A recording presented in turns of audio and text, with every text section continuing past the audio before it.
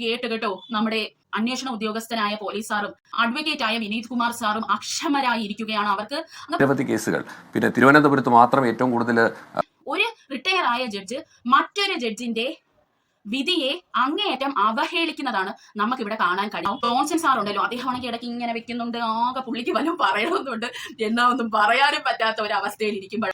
എല്ലാവർക്കും ജെ വണ്ടേഴ്സിലേക്ക് സ്വാഗതം. പ്രിയ സുഹൃത്തുക്കളെ, നമ്മളെ ഏവരെയും സന്തോഷിപ്പിച്ച ഒരു കാര്യമാണ് ഷാരൂണിനെ മർഡർ ചെയ്തതിന് ഗ്രീഷ്മയ്ക്ക് കിട്ടിയ വധശിക്ഷ.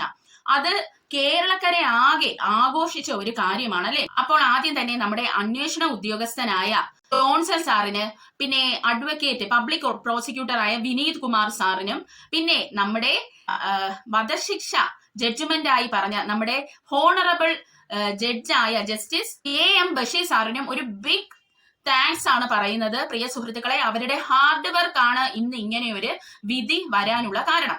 ഇനി നമുക്ക് കാര്യത്തിലോട്ട് കടക്കാം അല്ലെ. നിങ്ങൾക്ക് ഏവർക്കും അറിയാമായിരിക്കും, റിട്ടയേർഡ് ജഡ്ജായ B കമാൽ പാഷ സാറിനെ എല്ലാവർക്കും തന്നെ അറിയാമായിരിക്കും.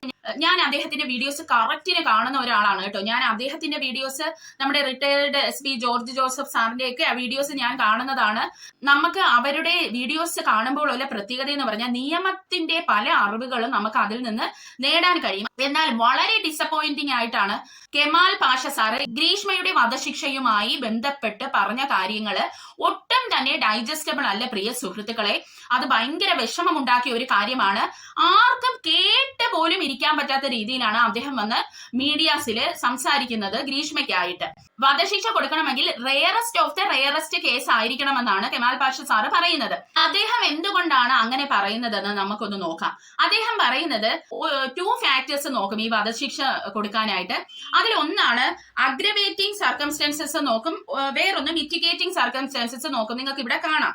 അപ്പൊ ഇതിൽ അഗ്രവേറ്റിംഗ് സർക്കംസ്റ്റൻസസ് ഉണ്ടെങ്കിൽ ഈ പ്രതിക്ക് വധശിക്ഷ കൊടുക്കുന്നതിന് കുഴപ്പമില്ല. അതിന്റെ അണ്ടറിൽ വരുന്നത് പ്രതിക്ക് മുൻകൂട്ടിയുള്ള ക്രിമിനൽ റെക്കോർഡ്സ് കാണണം, പിന്നെ വിക്ടിം, അതായത് ഈ ഷാരൂൺ ഇപ്പൊ ഇവിടെ മരിക്കുകയാണ് ചെയ്തത് അല്ലെ. അപ്പൊ വിക്ടിമിന് ഹാം വരുന്ന രീതിയിൽ ഏതെങ്കിലും രീതിയിൽ ഈ പ്രതി പ്രവർത്തിക്കണം, മുൻകൂട്ടി പ്ലാൻ ചെയ്ത് വിക്ടിമിനെ ഹാം ചെയ്തതായിരിക്കണം.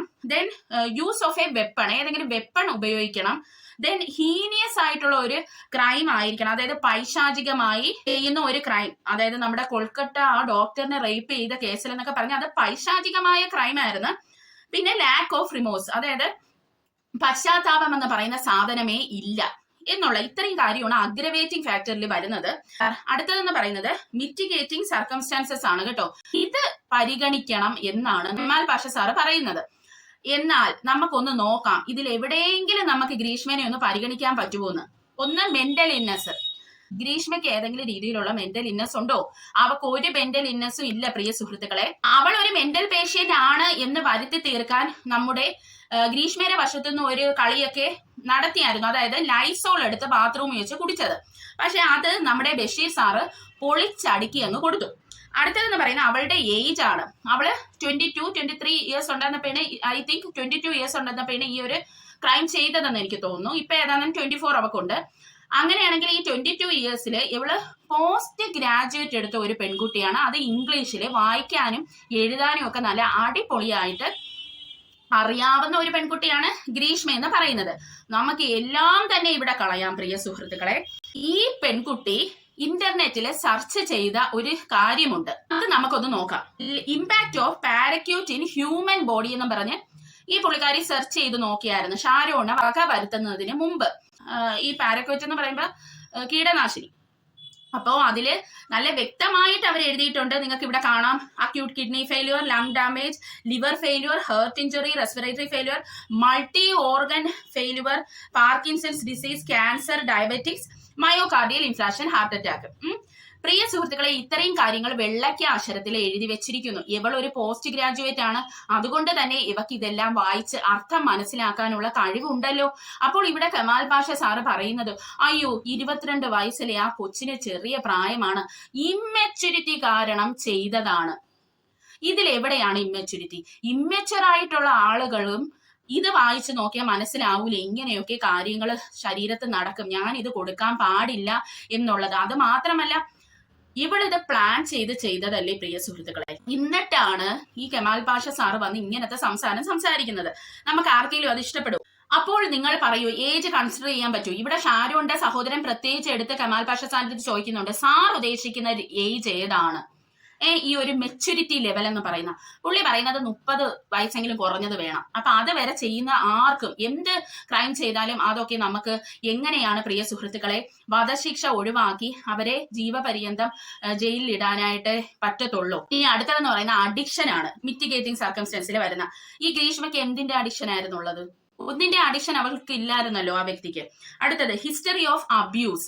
ഏതെങ്കിലും പണ്ടൊക്കെ അവൾക്ക് എന്തെങ്കിലും ഒരു അബ്യൂസ് അവൾക്ക് നടന്നിട്ടുണ്ട്, എന്നിട്ട് അതുവഴി അവളെ മാനസിക നില തെറ്റി അവൾ ഇത് ചെയ്തതാണോ? അല്ലെങ്കിൽ ഈ ഒരു വിക്ടിമിന്റെന്ന് ഏതെങ്കിലും രീതിയിലുള്ള അബ്യൂസ് ഇവള് നേരിട്ടിട്ടുണ്ടോ? ഒന്നുമില്ല. ഷാരോന്റെ വശത്തുനിന്ന് ഒരു രീതിയിലുള്ള പ്രൊവോക്കേഷൻ ഗ്രീഷ്മയ്ക്ക് ഉണ്ടായിട്ടില്ലെന്ന് പറയുന്നതാണ് സത്യം. അതായത് ഷാരോൺ ഗ്രീഷ്മയെ ഭാര്യയായിട്ടാണ് കണ്ടിരുന്നത്. അതായത് രണ്ടിടത്താണ് പോയി ഇവര് വിവാഹം കഴിച്ചായിരുന്നു. ലീഗൽ അല്ലാതെ അമ്പലത്തിലും പള്ളിയിലും എവിടെ പോയി ഇവര് താലി കെട്ടിയിട്ടുള്ള ആൾക്കാരാണ്. അതുകൊണ്ട് തന്നെ ഷാരോന്റെ മനസ്സിൽ ഗ്രീഷ്മയെ ഒരു ഭാര്യയായി തന്നെയാണ് ഷാരോൺ കണ്ടത്.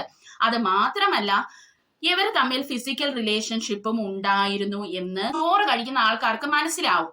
അത് മാത്രമല്ല ഇവൾ തലേ ദിവസം സെക്ഷൽ ടോക്ക് നടത്തി ആണ് നമ്മുടെ ഷാരോണിനെ പ്രലോഭിപ്പിച്ച് പിറ്റേ ദിവസം അതിനു വേണ്ടി വിളിച്ചു വരുത്തി, അതും കഴിഞ്ഞിട്ടാണ് ഇവൾ ഈ കഷായം കുടിപ്പിക്കുന്നത്.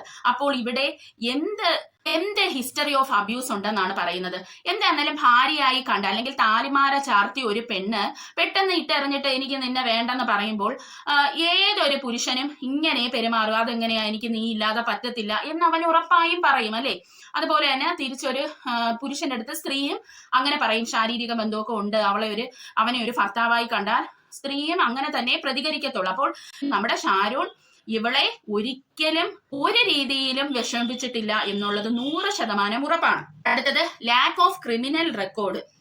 മുൻ ക്രിമിനൽ റെക്കോർഡൊന്നും ഇവക്ക് ഇല്ലാത്തത് കൊണ്ട് വധശിക്ഷ ഇവക്ക് ഒട്ടും പറ്റത്തില്ലെന്നാണ് കമാൽ പാഷ സാറ് പറയുന്നത്. അപ്പോ അതെങ്ങനെ ശരിയാവും നിങ്ങൾ പറയൂ? ഇവക്ക് മുൻ ക്രിമിനൽ റെക്കോർഡ് ഇല്ലേ? ഇവളല്ലേ പാരസെറ്റമോളില് കലക്കി ഷാരോണിനെ കുടിപ്പിക്കാൻ ശ്രമിച്ചിട്ട് ഷാരോൺ അത് തുപ്പിക്കളയാണ് ചെയ്തത് അല്ലെ? മുൻപേ തന്നെ പുള്ളിക്കാരി ശ്രമിച്ചിട്ടുണ്ട് ഷാരോണിനെ വകവരുത്താനായിട്ട്. അപ്പോൾ ഇവിടെ കെമാൽ പാഷ സാർ അതിനെ അങ്ങ് നിസ്സാരവൽക്കരിക്കുകയാണ്. അതായത് അത് ആ കൊച്ചു അറിവില്ലാതെ ഇമ്മച്യൂരിറ്റി കാരണം കുറച്ച് പാരസെറ്റമോൾ ഇട്ട് കൊടുത്ത് അവൻ കുടിച്ച്, പക്ഷെ അവൻ എന്തോ ചത്തില്ല എന്നാണ് പറയുന്നത്.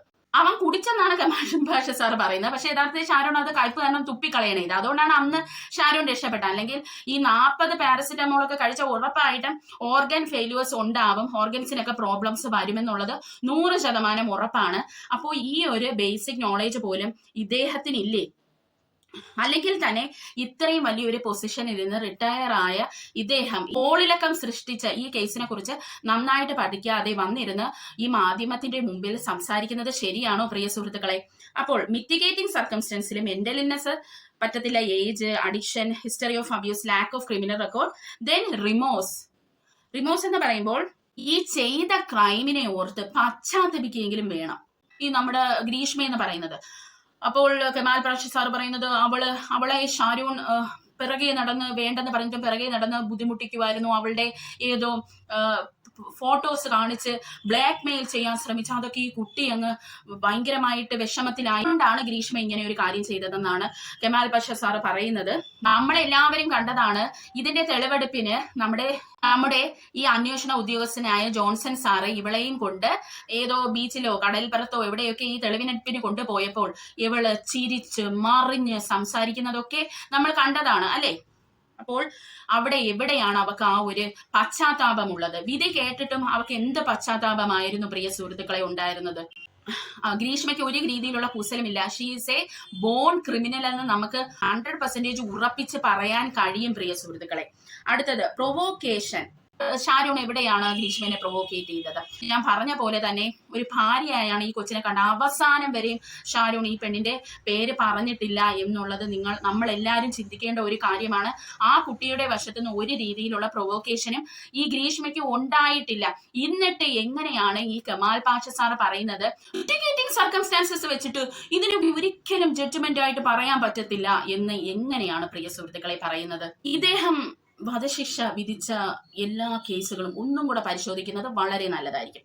അപ്പോൾ ഇതൊക്കെ കേട്ടോ നമ്മുടെ അന്വേഷണ ഉദ്യോഗസ്ഥനായ പോലീസ് സാറും അഡ്വക്കേറ്റ് ആയ വിനീത് കുമാർ സാറും അക്ഷമരായി ഇരിക്കുകയാണ്. അവർക്ക് അങ്ങ് ഭയങ്കര മനപ്രയാസം കേട്ടോ. അവരെ മുഖം കണ്ടാലേ നമുക്ക് മനസ്സിലാവും. ജോൺസൺ സാർ ഉണ്ടല്ലോ, അദ്ദേഹമാണെങ്കിൽ ഇടയ്ക്ക് ഇങ്ങനെ വെക്കുന്നുണ്ട്, ആകെ പുള്ളിക്ക് വല്ലതും പറയണമെന്നുണ്ട്, എന്നാ ഒന്നും പറയാനും പറ്റാത്ത ഒരവസ്ഥയിൽ ഇരിക്കുമ്പോഴാണ് നമ്മുടെ വിനീത് കുമാർ സാറ് രണ്ടും കൽപ്പിച്ച് കുറച്ച് കാര്യങ്ങൾ അങ്ങോട്ട് പറഞ്ഞു. ഈ സമയത്ത് നിങ്ങൾ ശ്രദ്ധിക്കേണ്ട ഒരു മുഖമുണ്ട് പ്രിയ സുഹൃത്തുക്കളെ. നമ്മുടെ ജോൺസൺ സാർ ഉണ്ടല്ലോ, പോലീസ് ഉദ്യോഗസ്ഥനായ നമ്മുടെ ജോൺസൺ സാറ്, അദ്ദേഹത്തിന്റെ മുഖം നിങ്ങളൊന്ന് ശ്രദ്ധിക്കണം. ഞാനതെടുത്ത് നിങ്ങളെ കാണിക്കുന്നതായിരിക്കും. അദ്ദേഹം അമിങ്ങിച്ചിരിക്കുന്നത് നിങ്ങൾക്ക് കാണാം. അപ്പോൾ നമുക്ക് കെമാൽ പാഷ സാറിനെ എങ്ങനെയാണ് അഡ്വക്കേറ്റ് വിനീത് കുമാർ സാറ് പഞ്ഞിക്കിടുന്നതെന്നൊന്ന് കണ്ടിട്ട് വരാം. ഈ വധശിക്ഷയുടെ ഒരു ചരിത്രം മാത്രം എടുത്ത് പരിശോധിച്ച് നോക്കിക്കഴിഞ്ഞാൽ ഒരു ഒറ്റ ജഡ്ജ് ഏറ്റവും കൂടുതൽ വധശിക്ഷ കൊടുത്തിട്ടുള്ള ജഡ്ജ് ആര് എന്ന് എടുത്ത് നോക്കിക്കഴിഞ്ഞാൽ അതിനകത്ത് കമാൽ പാഷ എന്ന പേരായിരിക്കും അതിനകത്ത് വരിക, അല്ലാതെ വേറെ ആരുമല്ല. ഇപ്പോൾ സാർ ഇവിടെ പറഞ്ഞ ഈ കാളമുരുകൻ ഒരു പോലീസുകാരനെ കുത്തി കൊലപ്പെടുത്തിയ ഓവർ ബ്രിഡ്ജിനടുത്ത് വെച്ച് ആ വിധി പറയുമ്പോൾ ഞാൻ ആ കോടതിയിലുണ്ട്. പിന്നെ വേറെ നിരവധി കേസുകൾ. പിന്നെ തിരുവനന്തപുരത്ത് മാത്രം ഏറ്റവും കൂടുതൽ വധശിക്ഷ കൊടുത്ത ജഡ്ജ് കമാൽ പാഷ സാറായിരുന്നു. അന്ന് ഇത് എല്ലാം ജസ്റ്റിഫൈഡ് ആയിരുന്നു. ചില ഗുണ്ടകൾ തമ്മിൽ ഏറ്റുമുട്ടി ഏറുപടക്കം എടുത്തെറിഞ്ഞ് ഒരാൾ മരിച്ചതിൻ്റെ കേസുമായി ബന്ധപ്പെട്ടിട്ട് പോലും ഉള്ള കമാൽ പാഷ സാർ ട്രിവാൻഡ്രത്ത് ഇരിക്കുമ്പോഴാണ് ഇതിനകത്ത് വധശിക്ഷ ഉണ്ടായത്. അതായത് ഒരു കാരണവശാലും അങ്ങനെയൊക്കെ ആണെങ്കിൽ അത് റെയറസ്റ്റ് ഓഫ് ദ റെയർ കേസിൻ്റെ കാറ്റഗറിയിലേ വരാൻ പാടില്ലായിരുന്നു എന്നുള്ളതാണ്. ഗോവിന്ദച്ചാമിയുടെ കേസും ഇപ്പോൾ ഉണ്ടായിരിക്കുന്ന ഈ സഞ്ജയ് റോയുടെ കേസും തമ്മിൽ വെച്ച് പരിശോധിച്ച് നോക്കിക്കഴിഞ്ഞാൽ സഞ്ജയ് റോയുടെ കേസിനകത്ത് അത് വധശിക്ഷ കൊടുക്കാതെ വെറും ഒരു ജീവപര്യന്തം മാത്രമേ കൊടുത്തുള്ളൂ എന്നുള്ള ഒരു വലിയ ഒരു ആരോപണമല്ല ഒരു ചർച്ച വരുന്നുണ്ട്. പക്ഷേ എന്തുകൊണ്ട് ഗോവിന്ദച്ചാമിയുടെ കേസ് ഏറ്റവും കൂടുതൽ ഡീപ്പായിട്ട് പഠിച്ച് മനസ്സിലാക്കിയിട്ട് ഹൈക്കോടതിയിൽ ഇരിക്കുന്ന സാർ ഹൈക്കോടതിയിൽ ഇരിക്കുമ്പോൾ ആണ് ഈ കേസ് അവിടെ എത്തുന്നത്. അത് ഏറ്റവും കൂടുതൽ നന്നായിട്ട് അറിയാവുന്നതും കെമാൽ പാഷ സാറായിരുന്നു. ജസ്റ്റിസ് കെമാൽ പാഷ എന്ന് പറഞ്ഞാൽ വളരെ കൃത്യമായിട്ട് നോക്കിയിട്ട് ചെയ്യുന്നതാണ്. അപ്പോൾ എന്ന് ഉള്ള ഒരു ധാരണയാണ്. പക്ഷേ അത് വെറും ഒരു ആപേക്ഷികം മാത്രമാണ് എന്നുള്ളത് എനിക്കിപ്പോൾ അത് അങ്ങ് ഉൾക്കൊള്ളാനായിട്ട് കഴിയുന്നില്ല. കാരണം ആ കേസുകളെല്ലാം ഞാനന്ന് കാളമുരുകന് വധശിക്ഷ കൊടുത്തത് അവന് റിഫർമേറ്റീവ് തിയറിയിൽ അദ്ദേഹം വിശ്വസിച്ചിരുന്നു എന്നുണ്ടെങ്കിൽ ഒരിക്കലും അതന്ന് കൊടുക്കാൻ പാടില്ലായിരുന്നു. അല്ലെങ്കിൽ തിരുവനന്തപുരം ജില്ലയിലുണ്ടായ ഒരുപാട് മർഡർ കേസുകളിൽ അദ്ദേഹം വധശിക്ഷ കൊടുത്തത് അല്ലെങ്കിൽ മറ്റ് സ്ഥലങ്ങളിൽ ഇരിക്കുമ്പോൾ അത് കൊടുത്തത് എല്ലാവരും റിഫർമേഷനിൽ വിശ്വസിക്കുകയായിരുന്നു. റിട്രിബ്യൂട്ടീവ് ഫാക്ടേഴ്സ് ഒരു കാരണവശാലും അദ്ദേഹത്തിന് സ്വാധീനിക്കാൻ പാടില്ലായിരുന്നു അങ്ങനെയാണെങ്കിൽ. പക്ഷേ അപ്പോൾ ഇവിടെ ഓരോ കേസിനും ആപേക്ഷികമായിട്ട് അദ്ദേഹത്തിന് വരുന്നത് ഒരു ഓപ്പർച്യൂണിസം ആണെന്ന് പറയേണ്ടി വരും. അത് ഒരു കാരണവശാലും എനിക്ക് അംഗീകരിക്കാൻ കഴിയില്ല. ജോൺസൺ സാറ് അദ്ദേഹത്തിന്റെ ആ ഒരു ചിരി അമുക്കി പിടിച്ച് ആരും കാണാതിരിക്കാൻ കഷ്ടപ്പെടുവാണ് കേട്ടോ. അദ്ദേഹത്തിന് ഒന്ന് പൊട്ടി ചിരിച്ചാൽ കൊള്ളാമെന്നുണ്ടായിരുന്നെന്ന് തോന്നുന്നു. എനിക്ക് ഉറപ്പാണ് വീട്ടിൽ പോയിട്ട് അദ്ദേഹം പൊട്ടി ചിരിച്ചു കാണും. എന്തായിരുന്നാലും ഇത് കേട്ടപ്പോഴാണ് എനിക്ക് പേഴ്സണലി ഒരു സമാധാനമായ. കാരണം അത്രയ്ക്കാണ് ഈ കെമാൽ പാഷ സാറ് ഇവരെ വിഷമിപ്പിച്ചത് കേട്ടോ. അത് മാത്രമല്ല, ഇവിടെ പ്രത്യേകമായി നമ്മൾ ഒരു കാര്യം കൂടി ശ്രദ്ധിക്കണം പ്രിയ സുഹൃത്തുക്കളെ. അത് എന്തുകൊണ്ടാണ് ഈ ഒരു അഡ്വക്കേറ്റ് ഇത്ര സെന്റിമെന്റലായിട്ട് ഇങ്ങനെ സംസാരിക്കാനുള്ള കാരണം അദ്ദേഹം വിശദീകരിക്കുന്നുണ്ട്. അതുകൂടെ നമുക്കൊന്ന് കേട്ടിട്ട് വരാം. ജസ്റ്റിസ് കമാൽ പാഷയെ പോലുള്ള ഒരു ഉന്നത സ്ഥാനത്തിൽ ഇരുന്നിട്ട് റിട്ടയർ ചെയ്തിട്ട് വന്നിട്ട് മനുഷ്യന്റെ വികാരത്തിനും അല്ലെങ്കിൽ rarest of the rare case എന്താണ്, അത് ഏതൊക്കെ തമ്മിലുള്ള ഒരു അഗ്രവേറ്റിംഗ് സർക്കംസ്റ്റാൻസസ് മിറ്റിഗേറ്റിംഗ് സർക്കംസ്റ്റാൻസസ് തമ്മിലുള്ള സ്ട്രൈക്ക് ബാലൻസ് ചെയ്ത ഒരു നീതിന്യായ വ്യവസ്ഥയിലെ മാജിസ്ട്രേറ്റായിട്ട് സർവീസിൽ കയറിയിട്ട് സെഷൻസ് ജഡ്ജ് വരെ ആയ ഒരു ജഡ്ജിന്റെ ഒരു ജഡ്ജ്മെന്റിനെയാണ് നിസാരവൽക്കരിച്ച് ഇവിടെ സംസാരിച്ചത് എന്ന് കേട്ടപ്പോൾ ഉണ്ടായ വിഷമം കൊണ്ട് ഞാൻ പറഞ്ഞു പോയതാണ്. സുഹൃത്തുക്കളെ, അദ്ദേഹം വിശദമായി ഇവിടെ പറയുന്നുണ്ട്. അതായത് നമ്മുടെ ഈ ജഡ്ജ് ഹോണറബിൾ ജഡ്ജായ ബഷീർ സാറിനെ, അദ്ദേഹത്തിന്റെ ആ ഒരു വിധിയെ താത്തി കാണുന്ന രീതിയിലാണ് കമാൽ പാഷ സാർ ഇവിടെ സംസാരിച്ചിരിക്കുന്നത്. അത് പറയാതിരിക്കാൻ പറ്റത്തില്ല. അത് മാത്രമല്ല, ഈ ഷാരോണിന്റെ വീട്ടുകാർ അവിടെ ഇരിപ്പുണ്ട് എന്നുള്ള ഒരു ചിന്ത പോലും അദ്ദേഹത്തിനില്ല. അദ്ദേഹം ഗ്രീഷ്മയെ പറ്റി പറയുമ്പോൾ 100 നാവും ഈ ഷാരോൺ ആ ചെക്കൻ പോയി ചത്ത് അവന് കുടിക്കാൻ കൊടുത്തപ്പോ അവൻ വാങ്ങി കുടിച്ചു കഷായം എന്നൊക്കെ ഷാരൂണിനെ വളരെ എന്താ പറയുന്നത്, ഒരു വില കൊടുക്കാതെയുള്ള സംസാരം കേട്ടോ. നമുക്കത് കേൾക്കുമ്പോൾ തന്നെ അത് മനസ്സിലാവും, ആർക്കും അത് മനസ്സിലാവും. അത്ര നീചമായാണ് ഈ ഒരു കെമാൽ പാഷ സാർ ഇവിടെ സംസാരിച്ചിരിക്കുന്നത്. അദ്ദേഹം ഇവിടെ പറയുന്നുണ്ട്. ഇപ്പോൾ നമ്മുടെ ഈ അഡ്വക്കേറ്റ് പറഞ്ഞ കേട്ടോ, ആ ബഷീർ സാറിന്റെ ആ ഒരു സ്ഥാനത്തെ പോലും ഇദ്ദേഹം വകവെച്ചില്ല. ഇദ്ദേഹത്തിന് എന്താണ് ഇത്രയ്ക്ക് ദേഷ്യം നമ്മുടെ ബഷീർ സാറിന്റെ അടുത്ത് ഉള്ളതെന്ന് അറിയില്ല. അത് മാത്രമല്ല, ഇദ്ദേഹവും ഒരു റിട്ടയർ ജഡ്ജാണ് അല്ലെ. അപ്പോൾ അദ്ദേഹത്തിന്റെ ജൂനിയർ ആയിട്ടുള്ള അഡ്വക്കേറ്റ്സിനെ അല്ലെങ്കിൽ അദ്ദേഹത്തിന്റെ ജോലിയുമായി ബന്ധപ്പെട്ട് വരുന്ന സകല പേരെയും റെസ്പെക്ട് ചെയ്യേണ്ട ഒരു കടമ ഈ ഒരു കെമാൽ പാഷ സാറിന് അവിടെ ഉണ്ടായിരുന്നു. അദ്ദേഹം ആദ്യം ചെയ്യേണ്ടത് എന്താണ്? നിങ്ങൾ ഇത്രയും കഷ്ടപ്പെട്ടു, അതുകൊണ്ട് തന്നെ നിങ്ങൾക്ക് എല്ലാവിധ കൺഗ്രാജുലേഷൻസും തരുന്നു, അല്ലെങ്കിൽ നിങ്ങൾക്ക് എല്ലാവിധ ആശംസകളും നേരുന്നു. ഈ ഒരു കേസിന് ഇങ്ങനെ ഒരു വിധി കൊണ്ടുവന്നല്ലോ നിങ്ങൾ എന്ന് പറഞ്ഞ് ഈ പോലീസ് ഉദ്യോഗസ്ഥനെയും അഡ്വക്കേറ്റിനെയും ഈ ബഷീർ സാറിനെയും ഒക്കെ ഒന്ന് കൺഗ്രാജുലേറ്റ് അല്ലേ പ്രിയ സുഹൃത്തുക്കളെ ചെയ്യേണ്ടത്. അതൊന്നും ചെയ്യാതെ ഇദ്ദേഹം അങ്ങ് കുറ്റപ്പെടുത്തലോടുകൂടി കുറ്റപ്പെടുത്തലാണ്. ഇതെന്ന് എനിക്ക് പേഴ്സണലി കേട്ടപ്പോൾ മനസ്സിലായത് ഈ പ്രൊഫഷണൽ ജലസിയൊക്കെ വരുള്ളൂ. ഒരാൾക്ക് കുറച്ചൊരു ഹൈപ്പ് കിട്ടുന്നത് ഇഷ്ടപ്പെടാത്ത ആൾക്കാരുണ്ടല്ലോ, അതേ ഒരു പ്രൊഫഷണൽ ജലസി ആയിട്ടാണ് എനിക്ക് പേഴ്സണലി ഇത് തോന്നിയത്. കാരണം നമ്മുടെ ഈ ഒരു കേസ് എല്ലാവരും ശ്രദ്ധിക്കപ്പെട്ട ഒരു കേസാണ്. അപ്പൊ അതിന് സാധാരണക്കാരായുള്ള എല്ലാവരും ആഗ്രഹിച്ചത് ഈ ഒരു വിധിയാണ്. ആ വിധി കൊടുത്ത ആ ഒരു സാറ്, അന്വേഷണ ഉദ്യോഗസ്ഥൻ, അഡ്വക്കേറ്റ്, എല്ലാവർക്കും അല്ലേ സാധാരണക്കാരുടെ മനസ്സിൽ ഒരു വലിയ സ്ഥാനമാണ് ഇപ്പൊ കിട്ടിയിരിക്കുന്നത്. അതൊന്നും പിടിച്ചില്ലേ എന്തോന്നും എനിക്ക് അറിയില്ല പ്രിയ സുഹൃത്തുക്കളെ. അല്ലെങ്കിൽ എന്ത് പറഞ്ഞാലും ഗ്രീഷ്മേനെ ന്യായീകരിക്കുകയാണ് ഇവിടെ ചെയ്യുന്നത്.